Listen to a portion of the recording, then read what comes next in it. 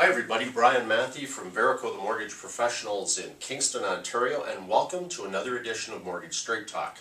In today's edition of Mortgage Straight Talk, I am going to talk about the best mortgage strategy yet for 2012. I'd say yet ever, and I think it's important I date stamp this for January the 27th, 2012. As you know, there's been a lot of recent press with regard to interest rates and how interest rates have come down to an all-time low.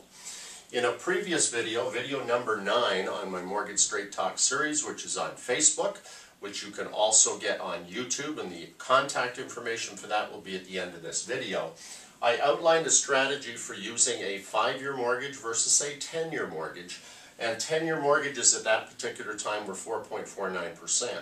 And I showed you a strategy that you can use with a 5-year versus a 10-year to accomplish substantial savings in your mortgage. I'm going to switch that around today, and the reason that I'm doing that is because the 10-year rate just dropped to 3.89%. That's a 60 basis point drop, and it's the lowest rate in history. What I'm going to show you today is a strategy called the Inflation Hedge Calculator. Now, first of all, I'm one of a handful of mortgage professionals across Canada who have joined together in what's called the Canadian Home Buyers Academy to develop tools and strategies for consumers relative to their mortgages. So there's a handful of us, but if you're out of province watching this, or perhaps you're not in Kingston, you might be in another part of Ontario, and you want to get in contact with a professional who is using this particular strategy, we have them in Alberta, Ontario, BC, Newfoundland, and Nova Scotia. So my email contact information is at the end of this video if you would like to get in contact with a professional in that area who can show you this particular strategy. So in today's video, in the first part of the video, I'm going to show you how you can strategize your mortgage. In the past, with mortgage rates, no one's been able to look into the future and say, what happens if I take a 5-year today? And what happens if those rates increase substantially in the future?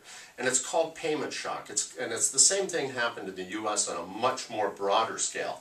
We've been much more conservative here in Canada, but the fact is, we're at the lowest ebb for interest rates right now, and interest rates can and will increase. So what is the effect on you if they do? Well, with a 10-year mortgage, we're going to show you how to strategize a 10-year mortgage that's going to completely eliminate any payment shock that you would have in the future, and in fact, accomplish substantial savings. So, the first part, we're going to show you the strategy of how to take the first 5 years of a 10-year and strategize that. And in the second part, I'm going to show you on another calculator how to get substantial savings over the full 10-year period with a 10-year term mortgage. And I'm going to say it again, rates right now are 3.89%. So this strategy now is probably one of the best for you to look at with interest rates at an all-time low. Obviously, if those interest rates increase, we're going to have to redo the calculations, but right now it is the best time for you to look at this strategy. So let's go to the computer and we'll start. Thanks for watching. Okay, welcome back. In the first part of this strategy, what I'm going to show you is a piece of software that comes through the Canadian Home Buyers Academy that anybody who is part of this academy, as I told you in the front end of the video, is using to strategize with their clients. So this is step 1, and essentially what we're doing in step 1 is we are going to take a $250,000 mortgage.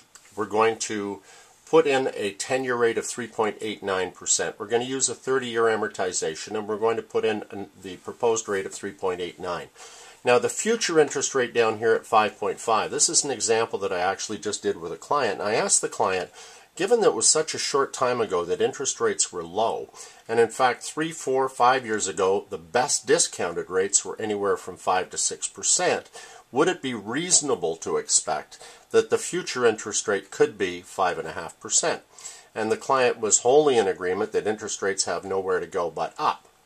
So we're using 5.5 in this example. So I'm going to take you a little further down here in the calculator. And so for the first 5 years of this 10-year mortgage, what we're doing is we're starting off with a rate of 3.89 and a payment of about $11.73 monthly. And another thing I should tell you in this, that if the payments are done on a bi-weekly basis, the savings are much greater than what I'm showing you here. But for the purpose of this calculator, everything is shown monthly. So this calculator assumes then that interest rates are going to increase to 5.5% at the end of 5 years. And what we're going to do is we're going to help the client gradually increase their payments over 5 years to reach the payment that would be applicable if they had a rate of 5.5. But bear in mind that the client's interest rate is going to be fixed at 3.89. So the payment starting out is $11.73, and you can see in year 2 it goes to $12.17, which is a $44 increase, all the way up to $1,346. Now again, this will differ a little bit from the next calculator I'm going to show you because we have a starting rate of 3.89. But if you did that, your savings, your future payment shock would be $204, and I'll show you in the calculator in a minute what it would be if you started off with a 5-year. But you've actually dropped your amortization now, and again, look at my amortization video that is on Facebook for a little truth about amortization. It's simply an illustration. But your savings in the first 5 years would be $5,028. So now what we're going to do is we're going to take that $5,028 and put it in here. And this is the amount of additional principal reduction that we get in the first 5 years of the mortgage by following the inflation hedge strategy. So over here in column 1, we're starting off with $250,000, 3.89, 30 years, and the payment on that is $11.73. And as I told you, what we're going to do is increase that payment incrementally through the first 5 years, and at the end of 5 years, the balance would be $225,599, but because we've increased the payments, we've actually put an extra $5,000 against the principal. Our starting balance then at the end of 5 years is $220,571. Our payment is up at $1,360 now, which is exactly where the payment would be, and I'll explain this a minute, at the end of a 5-year term, taking a 5 and 5 if we used 5.50%. And the balance at the end of the 10-year term is $177,528.